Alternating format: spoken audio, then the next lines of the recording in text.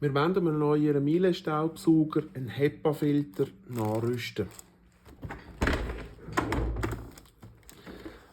Das Gerät ist mit einem Abluftfilter, mit einem Mikrofilter in einem Gitter ausgeliefert worden. Wir haben immer wieder Kunden, die uns fragen, ob man einen HEPA-Filter nachrüsten kann. Jawohl, das kann man bei dem Miele-Gerät. Das funktioniert folgendermaßen. Den Mikrofilter den kann man einfach entnehmen. Aber dass wir den HEPA-Filter in die Kassette einsetzen können, müssen wir zuerst das Gitterli entnehmen.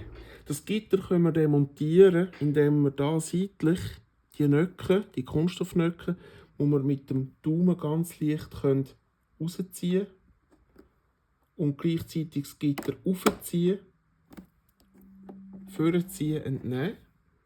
Das ist einfach ein Einsatz. Wir nehmen den HEPA-Filter.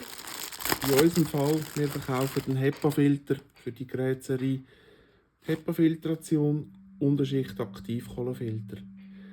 Man muss darauf achten, die Schicht mit dem Aktivkohlefilter ist unten. Die 4 Nöcke kommen hinten. Wir setzen schräg ansetzen,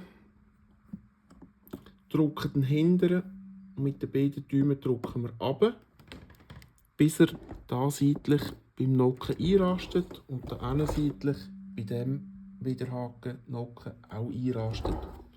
Wir prüfen nochmal den Sitz. Wir haben einen HEPA-Filter, den Miele-Staubsauger, aufgerüstet.